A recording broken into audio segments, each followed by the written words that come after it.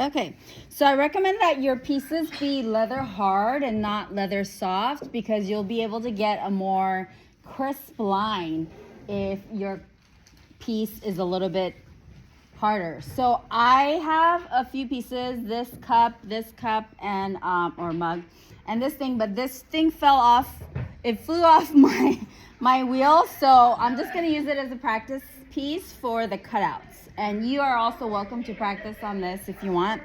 The cutouts, these ones, this one, and the other two, I did using a X-Acto knife.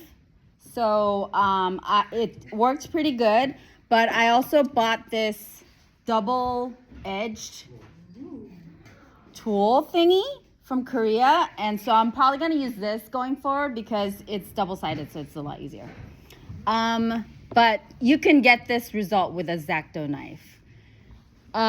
Should I do carving first or the cutout first? Carving. Okay, let's do carving first. So I'm just gonna practice on this one, and then I'll do my real pieces on the cups. We have the lovely Diamond Core Tools Co-op. If you don't know what it is, all of the information you need is on here. Please join if you haven't. We have lots of this tool. This is the sharp kind of V shape, and a lot of these I've done with this. We have some fluting tools in here. Some of the deeper, like in this piece, the bigger lines in this one, I've done with this fluting tool.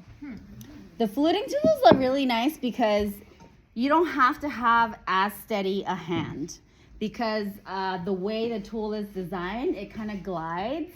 So it will prevent you from going through the pot because there's only so much depth that you can go.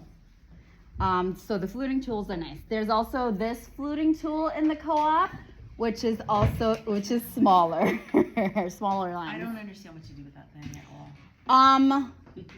I will show you. Okay. So with the fluting tools, what I like to do is I like to put my pinky on the pot for stabilization, and then you just kind of glide the tool along the pot. Tools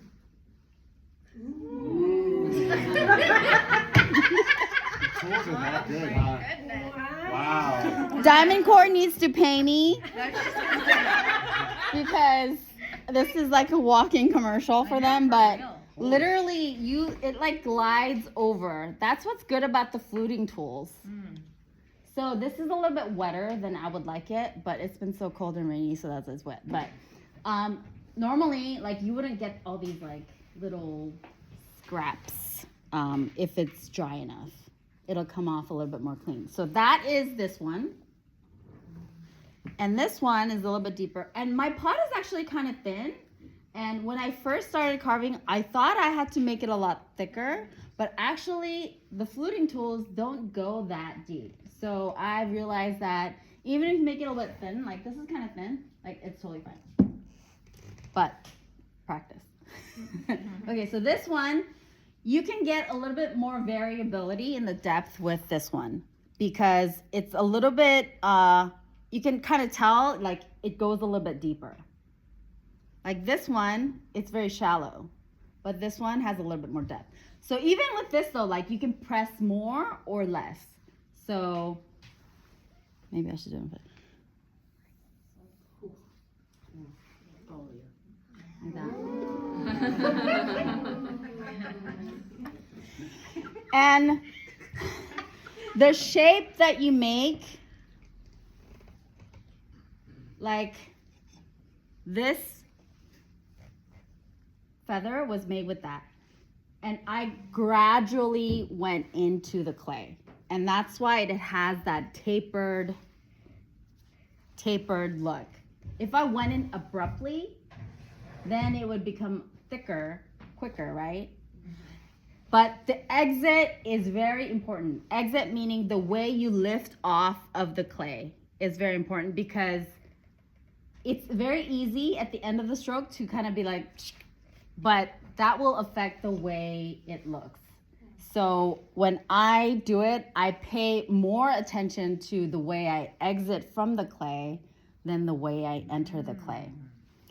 So with this tool, yes, What did you use for the vein on that one?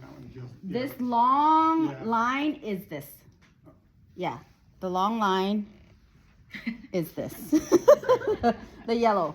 Oh yeah, so the color of the little grip, it's different by the type of tool it is, in case you didn't know that. Is that a P1 or whatever? I don't know the numbers. It's on it.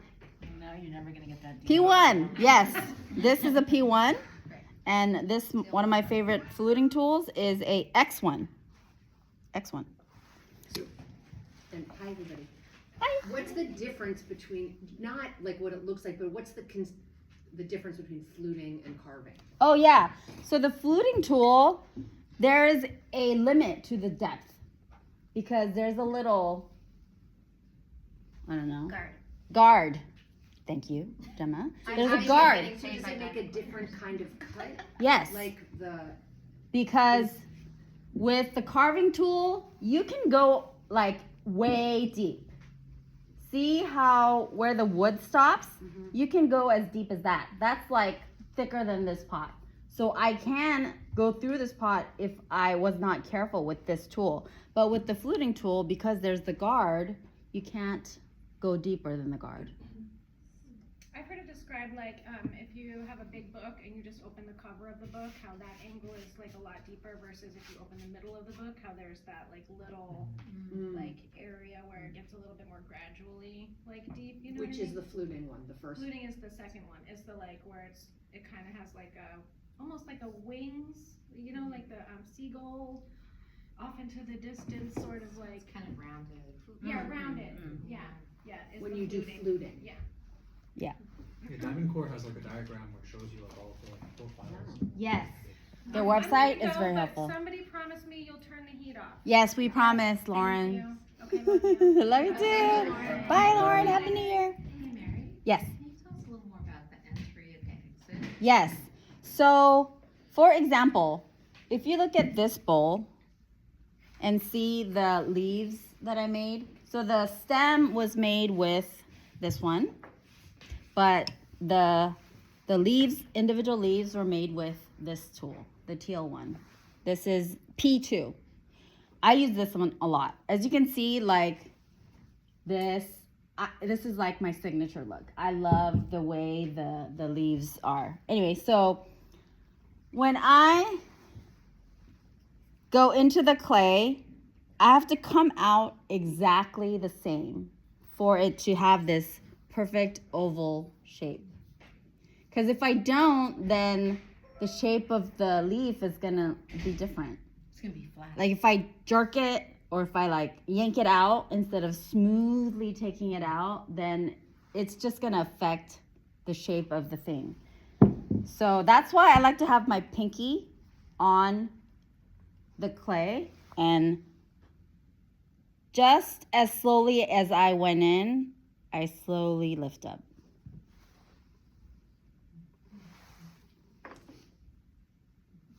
Yeah. I feel like you just changed my world right now. Wow. Okay, I don't need to yank it away the second. Yeah, because Like if you're using a pencil. yeah, if I yank it off, you can see that. Oh, I've Get seen off. it many times. Oh, and when you use the tool, you have to have no clay on it. Because if you have even a little bit of clay on it, it's gonna get on your pot.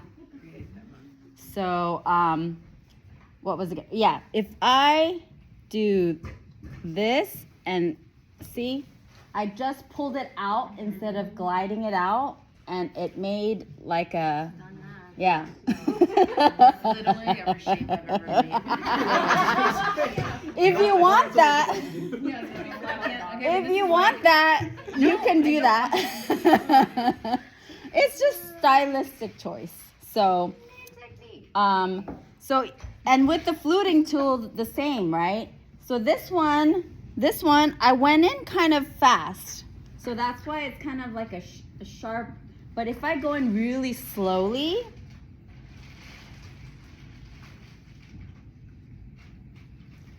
like that, I can make a very tapered look.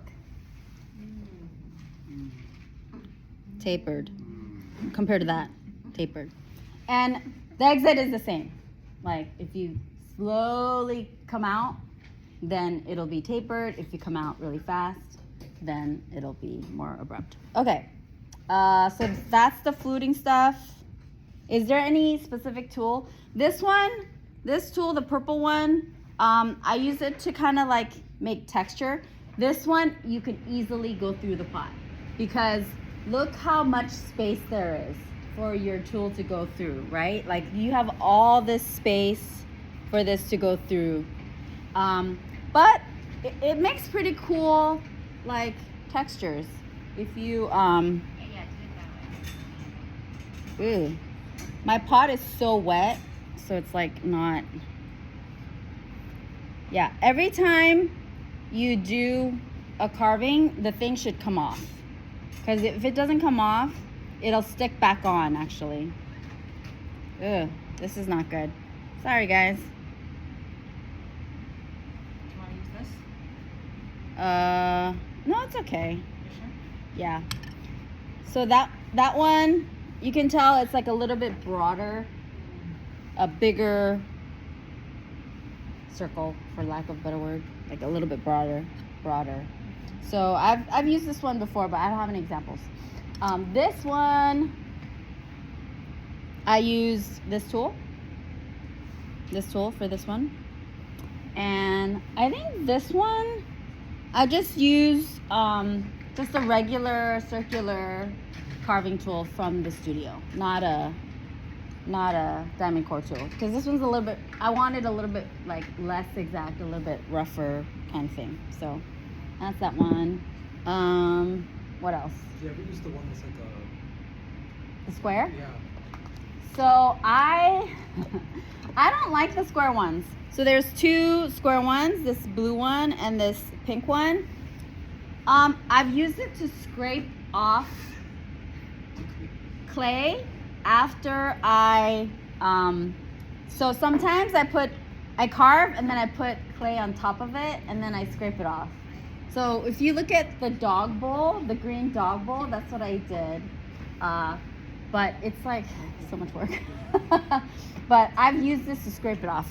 But I bought another tool, so I don't think I'll need to use it off. But I have not used these to actually like make the square carving. I don't like that look, and it's actually really difficult to make it like look nice from my experience. Yes. I think that's one of the tools I donated because I don't like the square because it bends really easily. Yes. So it doesn't stay like that. It kind of goes a little bit. I mean, of course, apparently I'm a little aggressive with my demo. I opted for making junkie because it's the perfect shape and size for a little. This is the square one. Oh yeah. Oh yeah. If you need a sharp corner, it's fine. So Okay. here's the sharp line I made with the square one. This is the square one. So I don't really On their, website and video ads that I see constantly now, they have like some demos with on a wheel, like Oh. one of them is a foot cut. It's like a U. It's like for carving your foot like in one fell swoop. Do you know what I'm talking about? Oh. Like where it's like a kind of like a U, so you just put it down and carve the foot ring all the way. I think I do know what you're talking about, but I've never done it. Have you used any of these on the wheel, or are you all by hand? I tried to use some carving tools on the wheel, and if your pot is not like perfectly centered, then you're gonna fuck up your pot, because whatever is not centered, you're gonna get a deeper carving or shallower carving. So I did try to use it. If you don't want it to be, if you don't care about that exactness and you know your pot is like perfectly centered, then you can. But that's like almost usually like none of my pots are like that. Like I always like wonk my pots when I'm like taking them off the bat or whatever. So The foot one was pretty compelling. yeah. It's so you can try it, but I found like, oh, it actually doesn't work that well. But you can try it. The one that I have that I actually really like on occasion to use is the handle Yes. one. I don't know if we have any of them in the co-op yet. There's a handle pull here. So you, You yeah, roll through? yeah, exactly. You take a block of clay and you just, it has a guard on it, kind of like Oh, the, like an extruder. the fluting. Yeah, and you that's just cool. pull through and it creates a handle. Yes. So I know that's not just a little off topic. I guess it's not. You have some. Do Yeah. you ever? Okay, so I have one, and we're talking about this Yeah. yesterday. So I don't know if it's my technique, probably. I've gotten the block and I pulled it through, and there's these little like thin bits Yeah. that happen. How do you avoid those? Does anybody know? I do it with a slab, not a block. Okay. I do it with a slab, and then right after you have to kind of like. So this one is made with a handle pull, not a diamond core one, but Wow. you know what? I realized those little frills doesn't matter. I just sponge them on. But sometimes they're so thick they like change. Yeah. So maybe use a little bit drier clay. Yes. Not straight out Yeah. like that. Yeah. Thank you. You're welcome. That makes sense. Okay. Do you ever use that to carve for texture? The same handle tool? No. No. Only for handles. no, Jenna, don't do it. Because like the blade is a little bit differently shaped, so it doesn't leave the same like crisp lines as like the diamond cultures. Oh yeah, the other thing is like use this lovely foam mat. Oh my god, it saved my life. I used to use like a cloth and like put that there, but if you use this, you can kind of be a little bit more rough with your pot and it not show everything. So there you go. And then you just dump all your trimmings on the ground, right? Yeah, I dump it on the ground and then I sweep it up later. I sweep really good later. Because like if you're making something like this, like you'll have a lot of, shavings. Oh, another thing that I've started doing is like after you carve, you'll get the little piece kind of like perfectly on your tabletop, and you can actually wet one side of it and stick it back on your pot and make little decorations. So this one is one of those. And also this one is that. Do you have any of the ones that you whittle on the bottom? Oh, That was really cool. the other thing is, yes, practice on your bottoms. Oh, sweet. I practice on my bottoms because nobody cares, and it actually makes your pot look prettier too. So whatever tool you want to try, you practice on the bottoms, and even if you do a few strokes, that'll help you get like a little feel for the tool so that you know how hard to press and how hard to lift. So yeah, I highly recommend practicing your It's bottoms. like a bonus Yes. decorating area. Yes. When you slip those little pieces on, did Uh-huh. you do the slip and score thing? No, Oh, okay. I just wetted a sponge. I pressed the piece onto the sponge, got it really wet, and then I just like pressed it into the pot like kind of firmly, and then it like sticks like perfect. Yeah. And if you ever make a mistake, you can actually stick the thing back onto the pot, because it's like perfectly the same size. So if you wet it and stick it back in, it'll actually just stick in there. And then you can't carve over it. You probably could. Can you? If you wait a little bit, you probably could. I haven't It's the though. waiting part that's Yeah. So, I think that's all I need to explain. Did you already talk about the carving? I haven't talked about the cutouts. So the cutouts, these I saw on Instagram. I think her name is like Nicole something or another. Yes. I know what you're Yes. talking about. So she's on Instagram. These are not my designs. I boldly copied her, and yeah, she makes these beautiful like gigantic things with cutouts. But I just thought her stuff was so lovely, so I just threw it, trimmed it, and then it has to be kind of firm, maybe even a little bit harder than leather hard, because when you're messing with it, if it's not hard enough, it'll bend. And then once you do the cutouts, it's like really thin, so it's even easier for it to bend. So you have to wait for it to be like the perfect amount of dryness. And then I drew with a pencil, because lead will burn off. So I drew with a pencil like roughly what I wanted, and then I just used the X-Acto knife. And the hardest is like the smaller circles, because the angles are actually pretty easy, because you can just kind of do bloop, bloop. You can do it 2 separate strokes. But the circles, you have to like go around with your X-Acto knife. So that's the hardest. But after you do the cutout, you have to like make a little bevel. Because if you don't, it's too sharp. And once you cook the clay, it's gonna stay sharp. So what I do is I make a bevel all around. And then take a not a dry sponge, but a squeezed out sponge, wet squeezed out sponge, and then smooth over. Because otherwise it'll be too sharp. Do you bevel as part of your cutout or second pass? I cut out everything and then I bevel everything. Yeah. Do you have to stick the sponge in the hole? No. Just wipe? I just wipe. Yeah. Inside and out, or just? The inside I don't really care about. So if there's like big chunks, I'll, take it out with a... Yeah, okay. Oh, the beveling, I don't bevel the inside. Okay. See? And you can tell the difference. You can come up and see like, oh yeah, the outside is a lot smoother and it looks a little bit more refined. The inside looks a little edgy or for lack of a better word. Have you, Go ahead. have you found any circular hole things that are super sharp, like an X-Acto that you could use? Have you ever used one? Well, there's hole The ones- punchers. Yeah, Yeah, don't there's really hole work. punchers, yeah. Yeah, I always seem a disaster with those. I don't know. They're just not super sharp, or I don't know. I'm not doing it at the I proper thickness. I don't know of anything like that. Yeah. If you want a really sharp hole, you can wait for it to be drier and use a drill. Drill bit. it, yeah. That's Oh what I was- yeah. If Drill you bit. want a really small, sharp hole. Yeah, that's what I was thinking about. This and just twist it. Oh, yeah. I mean, it's more for surface stuff, not. And sometimes I just put the handle in, and spin that around after I make the hole. Oh, yeah. Mm. I put the handle. Yeah, on and to spin kind it of out. burnish it. Yeah, And yeah. It's like, Yeah. I have a question, okay, all the blades, Sure. do they stay sharp? It's like, not like cutting paper or, So Lauren has told me that her blades break, quote, all the time. I've used a lot. I've used this so many times and they do not break.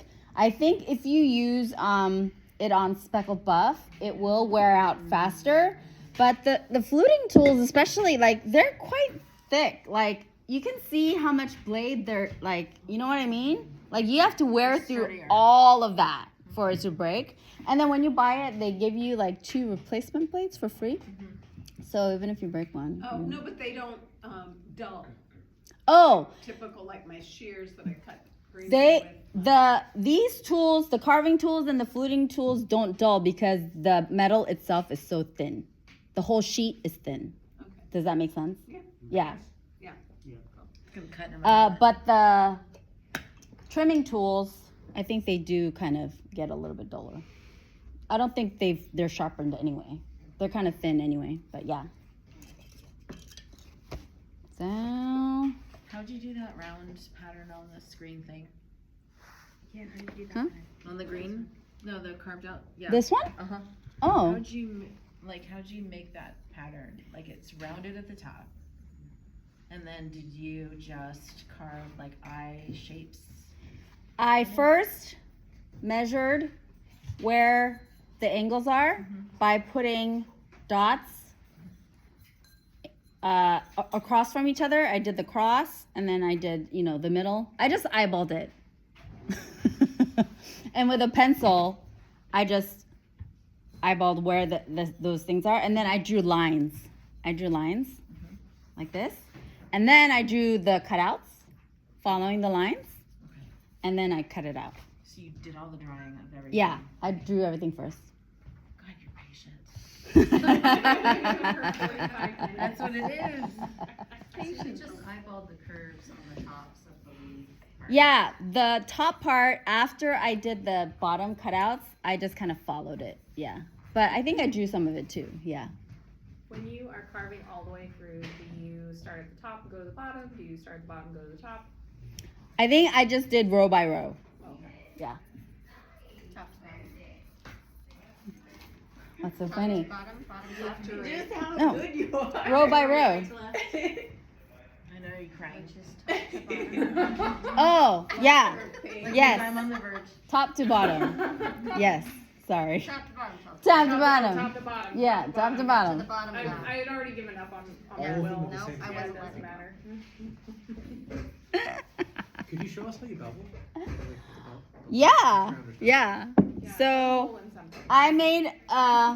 I made one as an example right when I was getting prepared. So here is a beveled cutout. So I'll just do a big one just to show. So let's say I did like a crescent shaped cutout. And then you have to kind of like pry it out, especially if the clay is wet like this is. And then I just, at a 45-degree angle, because the cutout is a 90-degree angle to the wall. So at a 45-degree angle, I bevel the edge like that. Like, that just makes it look so much And you better. wouldn't It does. consider just beveling as you go? You could do that. Yeah, sure. Yeah. Yeah. For me, like, I want to see how all of the cutouts look together. So for that, like, because like I want it to, you know, it has to like all match relative to each other. So for that, for me to be in that zone, I don't bevel. I So you bevel cut after. all the holes, then you do a bevel? Yeah.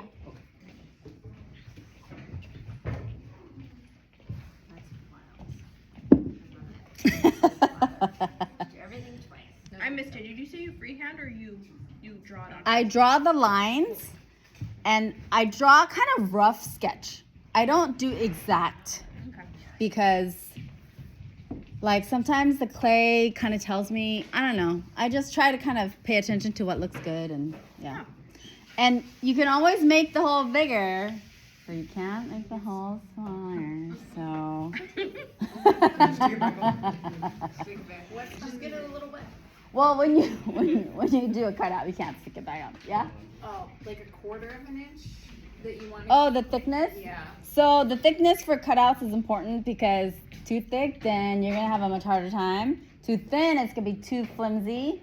So I think it's a little bit on the thinner side than I normally throw. But I think like quarter of an inch. And then the Yeah. in between, like you don't want to leave less than. Exactly. Yeah. You don't want to leave too little because then it'll just like fall apart when you try to cut next to it. Yeah, exactly. And you can kind of feel it when you're cutting. Like, oh, if the clay is moving when you're cutting it, then it's probably It's already over. it's not over. But maybe you want to wait for it to dry a little bit more. Okay. But if you're doing something like this, you will definitely feel the difference from when you started to when you end. Like the difference in the resistance of the clay. Because as you do it, it'll dry for sure. Yeah. So you can cover the other part of the clay if you want to, or like mist a little bit as you go. That's why I really like that one. Because it could get too dry. Yeah, if it's too dry, then it is a lot harder to. Because you're doing that in to like cut out. 45 minutes. I don't know. I didn't tell myself. Okay, well that's what you told me when you did it. Okay, great. So we really need to miss one. The other way. Like this. I think that's about it. I could do one of these, and you guys can watch if you want. I guess sounds kind of dumb to me, but okay. All right. And you can come here and watch it too if you want to, like look over my shoulder. Oh, okay.